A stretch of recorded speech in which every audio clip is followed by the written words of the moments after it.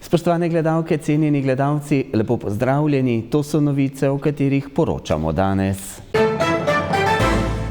Na celjskih gimnazijah splošno maturo opravilo dobrih 98% dijakov in dijakinj.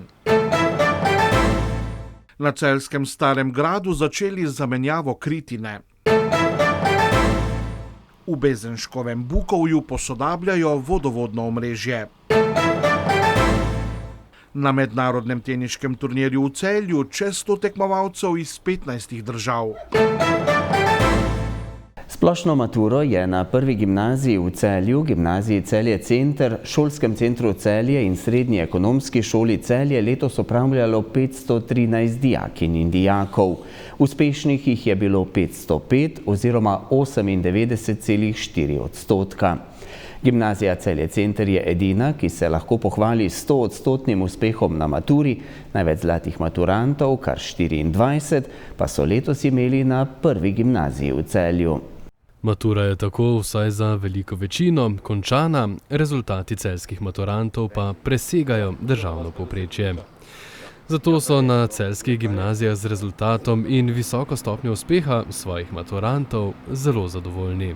Na splošni maturi 16 zlatih in ena diamantna maturantka z vsemi 34 točkami, to je Tara Janič iz 4. D. Rada pa bi izpostavila tudi Julijo Jazbec, ki je kot edina maturantka v Sloveniji dosegla 100% pri slovenščini, in pa zlato maturantko Injo Grobolšek, ki je dosegla na višji ravni mature iz matematike 99% točk.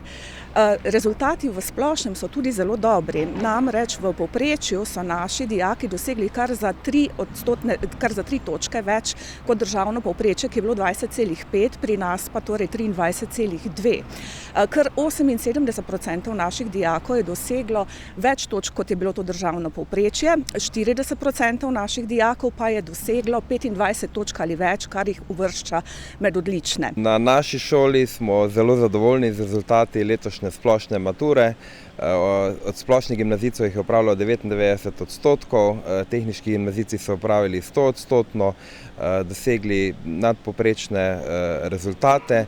6 gimnazijcev je postalo zlatih, se pravi so zlati maturanti, in na vse naše dijake smo zelo ponosni. Letos smo z maturo zelo zadovoljni, imamo 24 zlatih maturantov, imamo tudi eno diamantno maturantko z vsemi 34 točkami. Imamo pa seveda na drugi strani žal tudi 5 takih, ki so, in to so športniki, ki živijo pač svoje dvotirno, zelo težavno življenje, ki jim pa ni čisto uspelo in se jim je zalomilo. Zato od 205, ki so pri nas prvič in v celoti upravljali maturo, je bilo uspešnih 200, natančno 200, in to je 97,6%. Mi smo seveda s tem procentom zelo zadovoljni, navsezadnje smo največja gimnazija številčno gledano v Celju in okolici. In 200 ljudi spraviti pod streho na tak način, kot smo mi, tudi s temi točkami, ki so nad državnim povprečjem, pri nas je povprečje 22,2, je seveda uspeh, na katerega smo ponosni in se ga zelo veselimo.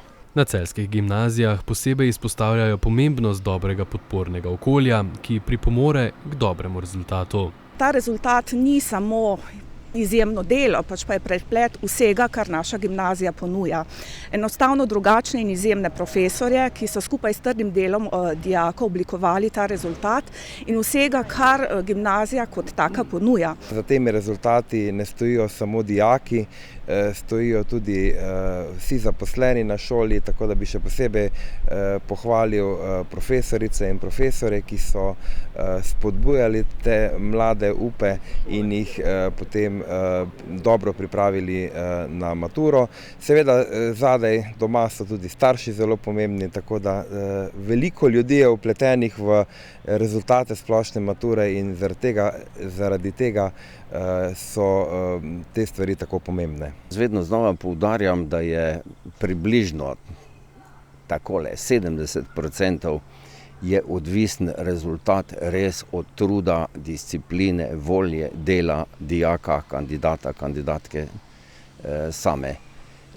30, pri tistem končnem rezultatu je pa gotovo pridno, redno, organizirano delo katerega koli učitelja že, pa tudi ravnatelja. Bi še pa nekaj rekel na koncu, ne. Mi imamo vsako leto Državni izpitni center objavi tudi podatke o najboljših rezultatih v Sloveniji in včeraj je bila novinarska konferenca in tam je bilo tudi povedano, da sta dva naša dijaka pri angleščini na višji ravni, Zala Plevnik, sicer tudi diamantna maturantka, in pa Luka Sentočnik, tudi zlati maturant, dosegla najboljši rezultat v Sloveniji.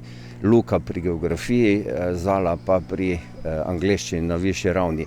Sicer pa se seštevek celjskih zlatih maturantov kmalu lahko še poveča. Zdi se mi pomemben tudi podatek, da je kar 7 takih maturantk, ki ima 29 točk in so po procentih zelo blizu temu zlatemu nazivu, zato se po ugovorih na oceno, ki se izteče v 3-dnevnem roku, nadejamo še kakšne zlate maturantke več. V tem primeru bo uspeh celjskih maturantov še nekoliko slajši. Na Celjskem gradu so začeli zamenjevati dotrajano kritino na Mostovžu med Friderikovim stolpom in Pelikanovim stolpom. Z deli naj bi zaključili do novembra letos, njihova skupna vrednost pa je ocenjena na 276 000 evrov. Denar za obnovo bo zagotovila Mestna občina Celje. Ker bi zamenjava dotrajanih lesenih delov tribune zaradi povišanja vrednosti investicije za zamenjavo skodel na 2 objektih sicer izpadla iz načrtovane izvedbe, smo se na Zavodu Celeja Celje odločili, da hkrati poskrbimo tudi za sanacijo dotrajanih lesenih delov tribune. Za ta namen bomo iz presežka prihodkov nad odhodki iz leta 2025 zagotovili nekaj manj kot 17 000 evrov. Izvedba del pa je predvidena do sredine avgusta letos. Občina Vojnik nadaljuje z vlaganji v posodobitev vodovodnega omrežja. Posledično želijo uporabo čiste vode iz javnega vodovoda zagotoviti čim večjemu številu občanov. Trenutno dela potekajo na omrežju v naselju Bezenškovo Bukovje. Zagotavljanju kakovostne pitne vode v občini Vojnik posvečajo veliko pozornosti. Z upravljavcem vodovodnega sistema, podjetjem Vodovod Kanalizacija Celje, tako vse skozi skrbijo za naložbe na tem področju. Ob gradnji novih vodovodov je pomembna skrb namenjena obnovi in posodobitvi obstoječega omrežja. V naselju Bezenškovo Bukovje v občini Vojnik poteka izgradnja nadomestnega vodohrana, katerega investitor je občina Vojnik. Tu se bo zgradil dosti večji vodohran, kot je obstoječi, ki je zelo dotrajan, premajhen in pa na neustrezni lokaciji. Novi vodohran bo tudi nekoliko višje, tako da bodo tlačne razmere še nekoliko boljše zaradi tega. Velikost vodne celice bo 60 kubikov. Bo narejen tako, da je tudi iz 2 vodnih celic ločenih, tako da se lahko v času vzdrževalnih del na eni normalno uporablja voda in poteka vodooskrba nemoteno. Dela so se tu začela pred 3 meseci in so trenutno v polnem teku. Končana bodo še letos. Izvajalec del je Peor d.o.o. Strokovni nadzor nad gradnjo izvaja podjetje GPC d.o.o. Pogodbena vrednost dela znaša slabih 170 000 evrov brez DDV. Izvajalec izdeli začel 23. aprila 2026, pogodbeni rok za izgradnjo vodohrana je pa 6 mesecev. V času gradnje oskrba z vodo za tukajšnje občane ni motena, bo pa ta po zaključku naložbe precej boljša.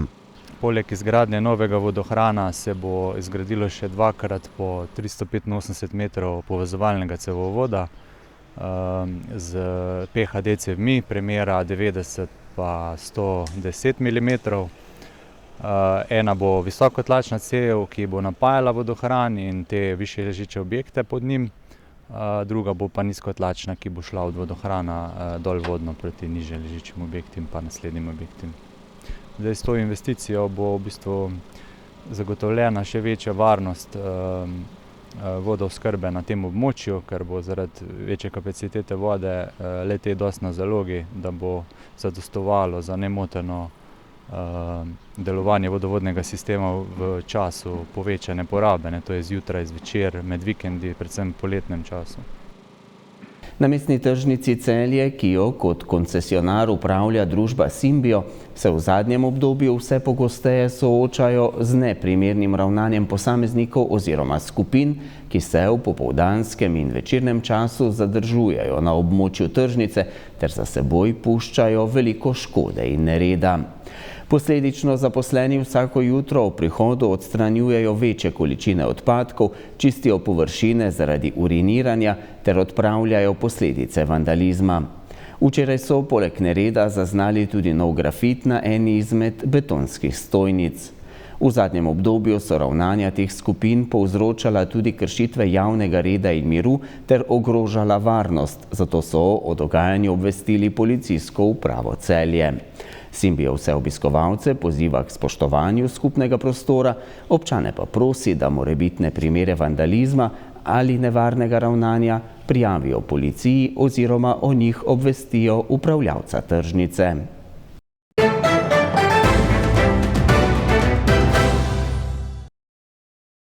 Na teniškem turnirju serije Tennis Europe v kategoriji do 16 let, ki ga je na peščenih igriščih v mestnem parku Celje organiziral Teniški klub Celje, je nastopilo več kot 100 tekmovalk in tekmovalcev iz 15 držav. Zmagovalca turnirja sta postala slovenska tenisača Mark Pavčič in Sara Miklavžin. Vsi mladinci do 16. leta so imeli pravico igrati ta turnir. Iz celega sveta so bili udeleženci. Tennis Europe se pa v bistvu je reklo zaradi tega, ker se organizira v Evropi. Približna številka prisotnih igralcev je bilo okoli 100 iz 15 do 17 različnih držav. Organizatorji so bili še posebej navdušeni nad dejstvom, da je zmagal moški in ženski konkurenci po zaslugi Marka Pavčiča in Sare Miklavžin ostala doma. V finalu smo imeli srečo, da smo gostili 3 Slovence, se pravi 3 Slovenci plus hrvaški igralec. Zmagovalci so bili pri fantih Mark Pavčič, Slovenec, ki je z 6-4, 6-2 premagal Hrvata. Pri puncah pa je Sara Miklavžin 6-2, 6-0 premagala svojo nasprotnico. Teniški turnir serije Tennis Europe je bil že drugi mednarodni turnir, ki ga je letos gostil celjski klub. Predtem je bil namreč gostitelj turnirja istega ranga v kategoriji do 14 let. Podoben rang smo gostili tudi v mesecu maju, s tem, da je bilo do 14 let, se pravi ista način Tennis Europe turnirja, vendar nekoliko mlajši.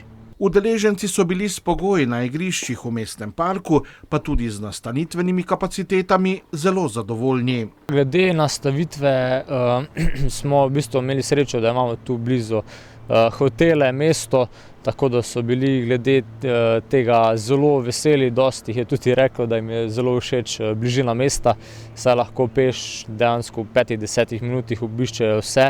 V preteklih letih je Teniški klub Celje organiziral tudi turnirje serije VTT z nagradnim skladom $15,000 ameriških.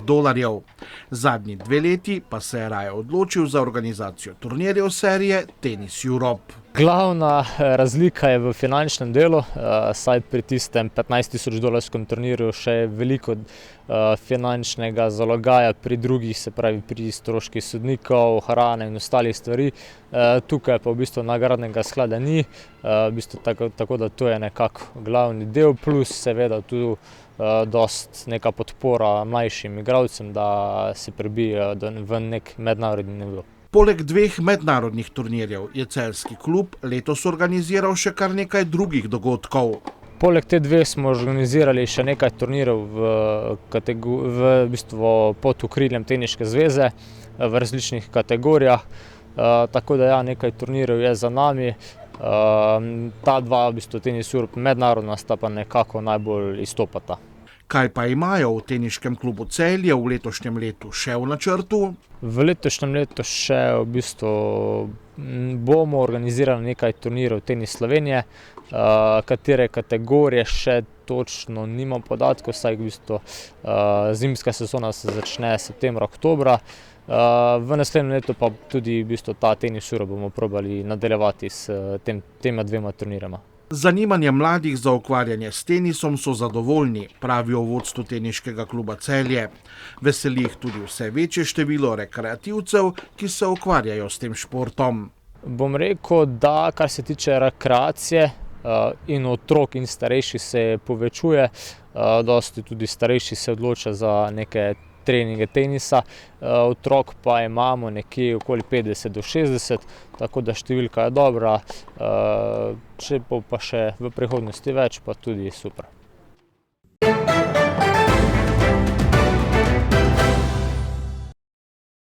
Jutri bo sprva precej sončno, po nekaterih nižinah bo jutro megleno. Popoldne in zvečer se bodo v notranjosti Slovenije znova pojavljale krajevne nevihte, ki bodo lahko tudi močnejše. Najnižje jutranje temperature bodo od 15 do 21, najvišje dnevne od 29 do 32, na Primorskem do 35 stopinj Celzija. Danes popoldne in zvečer bodo v notranjosti Slovenije možna krajevna neurja s točo, močnejši sunki vetra in nalivi. Jutri pa je po večini večja verjetnost za močne nevihte po vsej Sloveniji. Povsod po državi je velika požarna ogroženost naravnega okolja. V četrtek bo sprva precej oblačno, zjutraj bodo padavine z nevihtami ponehale. Od zahoda se bo delno razjasnilo, popoldne lahko nastane še nekaj ploh ali neviht. V petek bo sončno in prehodno bolj vroče.